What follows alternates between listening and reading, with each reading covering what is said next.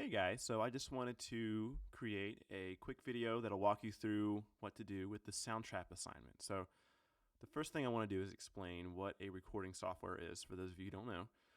If you were in 8th grade, or if you are in 8th grade, you have already worked on an online notation software. So if you're in 6th and 7th, we'll be doing that at some point as well. But this is different. This is an online software that can actually record audio, and you can basically make your own songs. And it has all kinds of functionality to it where you can actually record off online instruments, and you can use your computer's microphone, or if you have an external microphone, you can hook it up and record your voice and even your instrument. And there's all kinds of cool stuff that you can do.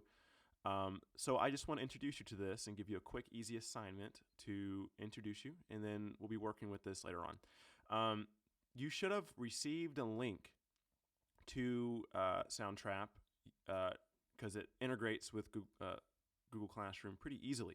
So if you see all your names here, you should all have received some kind of link. If not, what I want you to do is use the link and code to manually log into our class, okay? And you should all be linked up. This should be free. If you do this correctly, this should be a free trial for you. So super cool, super free, and I think you guys are going to enjoy this. So once you get everything set up and you have the My Projects tab, what you're going to do is you're going to hit Enter Studio. Now this is online, so depending on your internet connection, it might be a little bit slower, a little bit faster. So you're going to hit Music, and then you have these options. You have Add New Track, and then all these down here. I like to start with the tracks. So I'm going to hit New Track. If you want to record using your microphone, you can go ahead and hit this, but I would recommend getting you something going first using either recording on your instrument or piano. You'll notice that they actually have these keys down here. You don't have to have a keyboard like I have. You can actually use your keyboard. So I'm just going to hit Q, E, and T, right? And you can actually record. If you want to change the octave, so making your scale either higher in the register, so if I hit up, this will make the chord go higher. If I hit down, makes it lower, right? And that'll give you some more options. If you want to sustain a note, you can hit that sustain. Right? So it's just like a sustain pedal for those of you who play piano. You have treble, reverb, pan, and volume. Pan is left and right speaker. So if I were to go all the way to the right, you'll hear it only in your right headphone if you're listening on headphones, right? And your left, right? And you can just go ahead and go back to the center. Volume is how loud it is. Reverb is the echo. Make it sound like you're in a big room or something. Treble is the high frequency notes. So if you want a duller sound, you can make it lower. Make it a little more tame. Okay, so you also have a MIDI screen, but we'll get to that later. So what I want you to do, if you just want to get started, you want specific instructions, hit Q, E, and T. If you are in 8th grade, we've done some work last year with chords. Now, we may have gotten to it in 7th grade, but either way, 6th, 7th, and 8th, I want you all to do this. You can create your own chords by hitting 3 notes at once. So you can actually see I'm hitting W, R, and T, making an E, G, B chord, E minor chord. And if I hit Q, E, and T, I get a C major, or a D minor chord. D, E, and A, right? So what I want to do is just use these 2 chords, and we'll make a quick song, all right? So what I'm going to do is I'm going to hit this record button. I'm going to make it full screen. I'm going to hit this record button right here, and you will hear a metronome come in. It's important to play to the metronome. I'm actually going to lower the volume a little bit so that you can hear it, and it'll give you 8 counts, okay? So just listen, and I'll kind of help you. So 1, 2, ready, and C major chord to a D minor chord. See, there I go messing up. But that's fine, because check it out. It went ahead and recorded that. So I'm just going to go here, and where it messed up, I can highlight, press delete, get rid of those guys.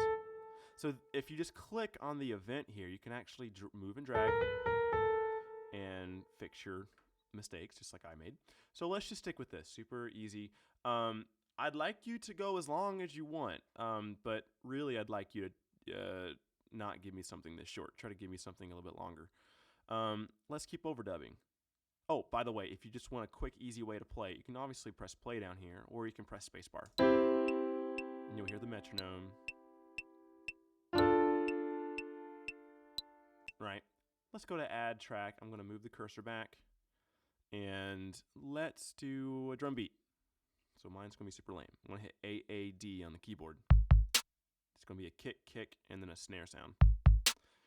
You can change the actual instrument. So you see this screen pop up. What's danger harsh?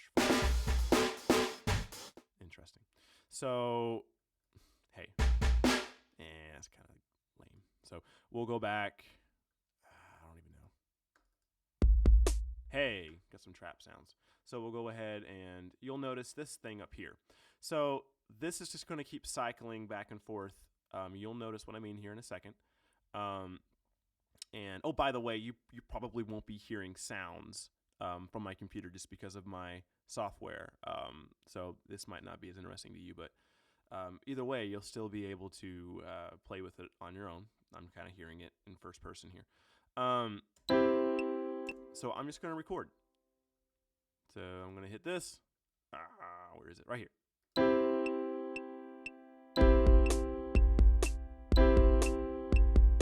All right, so I got this thing.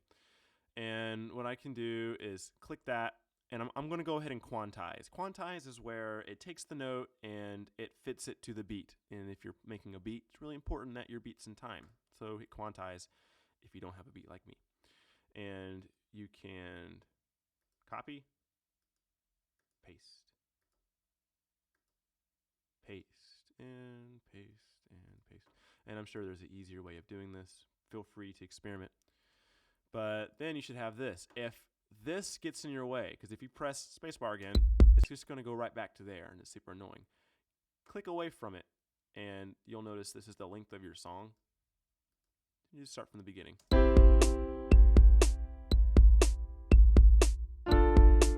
Right, and then I can add another track, obviously. This would be a cool time if you wanted to record your instrument or your vocal.